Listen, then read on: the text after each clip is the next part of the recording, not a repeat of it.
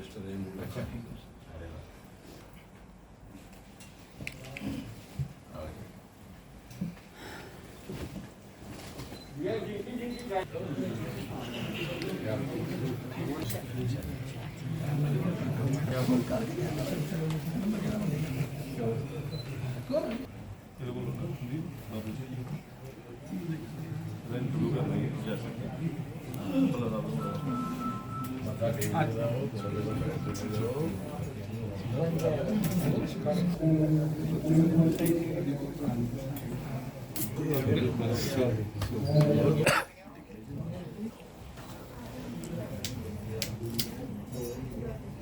ये भी बद्रीनाथ होकर के आए हैं। अच्छा कपाट खुली थी, उससे तुरंत भाग गए थे।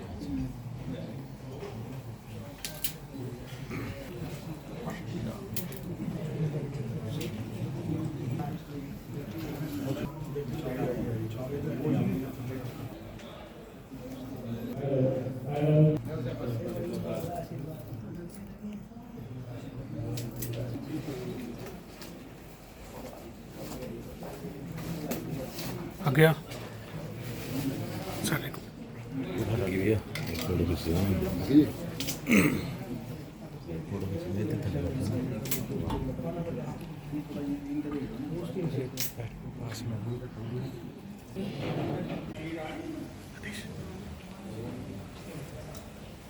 इधर जाना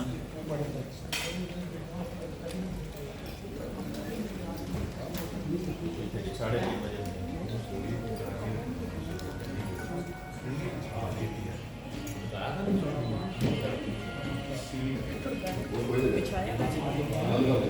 हविः प्रजननं मे अस्तु सर्वगणगुं सुष्टये आत्मसनि प्रजासनि पशुसनि लोकसन्यभयसनि हविः प्रजां बहुलां मे करोरेतो अस्मासु धत्त त्वमेव माताश्च पिता त्वमेव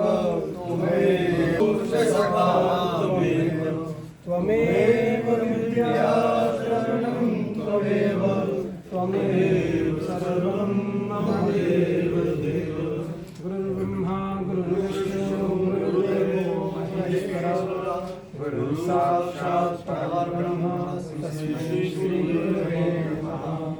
शङ्करं शङ्कराचार्यं केशवं बादरायणं सूत्रभाष्यकृतौ वन्दे भगवन्तौ पुनः पुनः।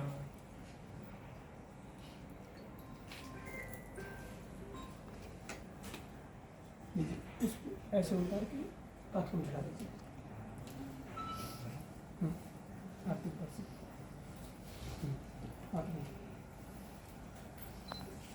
आरती सबको दिखाइए।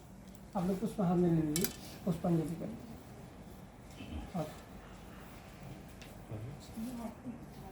सर्वद्रं ध्यायेत् सर्वविघ्नोपशान्ते अभिसिद्धि सिद्ध्यार्थे पूजिताः सुरासुरे सर्वविघ्ने हरतस्मै श्री महादिगणपतये नमः। श्री गुरुचरण कमलेभ्यो नमः। ओम गुरुर्ब्रह्मा गुरुर्विष्णु गुरुर्देवो गुरुर्साक्षात् परम ब्रह्म तस्मै श्री गुरुवे नमः। श्री गुरुचरण तो हमने सोचा कि पहले यहाँ की धरती के लिए जो वचन दिया है उसको पूरा कर लें और तब योजना के अनुसार वहाँ पर जाएं। तो व्यक्तिगत पूर्व में किसी को दिए गए वचन की पूर्ति के लिए हमारा अभी यहाँ आना अचानक हुआ। हम 22 जिलों में जाने के लिए आने वाले थे। इसी बीच में कुछ स्वास्थ्य भी हमारा खराब हुआ, तो जो कार्यक्रम हमारे बने थे वो सब निरस्त कर दिए गए। फिर थोड़ा स्वस्थ हम हुए तो हमने ये 3 दिन का समय निकाला। बात ये है कि वाराणसी में एक चिकित्सक हैं डॉक्टर पांडे, और जब हम अध्ययन कर रहे थे तब से ही जब कभी हमको स्वास्थ्यगत समस्या होती थी तो वो चिकित्सा किया करते थे, तो उनसे बड़ा मन मिल गया था। फिर धीरे धीरे समय बीतता गया, हम लोग भी अपने कार्य में व्यस्त हो गए। डॉक्टर साहब भी अपने कार्य में थे। एक दिन हमको सूचना मिली कि उनका एक इकलौता बेटा जो जवान हो चुका था वो अचानक दुर्घटना में मारा गया। तो फिर जब हमको समय मिला तो हम उनके घर में उनको मिलने के लिए गए, सांत्वना देने की दृष्टि से। तो वो बहुत रो रहे थे, उनकी पत्नी भी रो रही थी और बार बार ये कह रहे थे कि हमारे बेटे ने ये संकल्प लिया था कि हम आपको वैष्णो देवी का दर्शन करें, और दर्शन कराने के लिए जो सामग्री आदि की ज़रूरत थी वही को लेने के लिए बाजार गया था और वहीं से लौट रहा था और ये घटना हो गई। तो हमने जब ये सुना तो उनको सांत्वना देने के लिए हमने उनसे कहा, चिंता मत करिए, हम आपको वैष्णो देवी का दर्शन कराएंगे। उसका जो बाकी काम है आपके बेटे का, उसको हम पूरा करेंगे, आपका बेटा बन करके पूरा करेंगे। तो उनको बड़ा संतोष हुआ, उनकी पत्नी को भी बड़ा संतोष हुआ और फिर ये बात आई गई हो गई। दिन बीत गए, 2 सवा 2 साल इस बात को हो गए और हम लोग भी काम में व्यस्त थे, कभी मौका लगाते थे लेकिन लगता नहीं था। तो अभी ये जो स्वास्थ्य के कारण कार्यक्रम निरस्त हुए तो थोड़ी सी हमको ताकत आई, तो हमने सोचा कि ये अच्छा मौका है, सब कार्यक्रम निरस्त हो चुके हैं,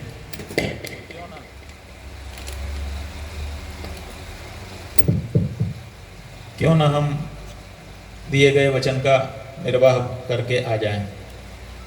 तो हमने अपने लोगों से कहा कि डॉक्टर पांडे को हमको वैष्णो देवी का दर्शन कराने ले करके जाना है,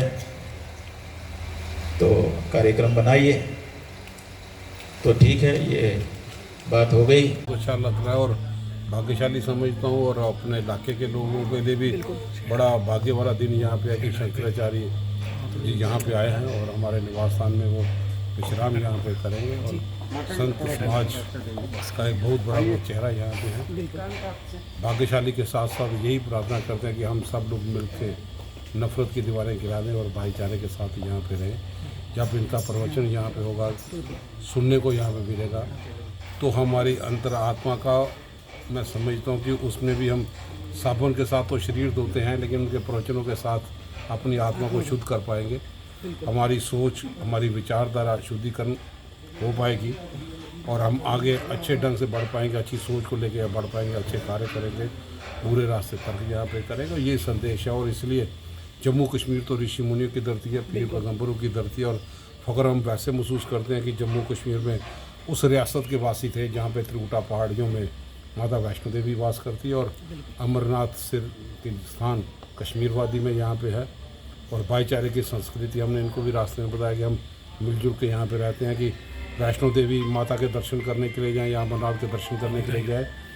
घोड़ा गुज्जर बरादरी का होगा, लेकिन पीठ के कंधों पे हिंदू बरादरी का आदमी होगा, बुज़ुर्ग होगा, बच्चे होंगे, उनको लेके वो कश्मीर के लोग बाबा अमरनाथ के दर्शन कराने के लिए जाते हैं। ऐसी परंपरा वैष्णो देवी में भी है। तो ये संस्कृति है कि हम सब लोग मिलजुल के यहाँ पे रहते हैं और उनके संदेश जो होगा, जो अपने ज़रिए वो यहाँ पे संदेश देंगे, हमें लगता है कि उनके संदेश के बाद ज़रूर बदलाव यहाँ पे आएगा और हमारी सोच बदल पाएगी और अपने आप को अगला जन्म, इस जन्म और अगले जन्म में यही एक रास्ता है। गाय की पूंछ तो पकड़ना, लेकिन संत समाज के साथ, उनके साथ, उनके सुर के साथ, उनकी भावनाओं के साथ बह जाना, उससे भी मैं आप समझता हूँ। सर, उनका आगमन तो हुआ है, लेकिन क्या संदेश लेकर के यहाँ पर पहुँचे हैं? और आप वो वैष्णो देवी जाएंगे माता के दरबार में उनके दर्शन प्राप्त करने के लिए, और आज वो यहाँ पे संगत को भी यहाँ पे मिलेंगे, संत समाज के लोग भी यहाँ पे होंगे।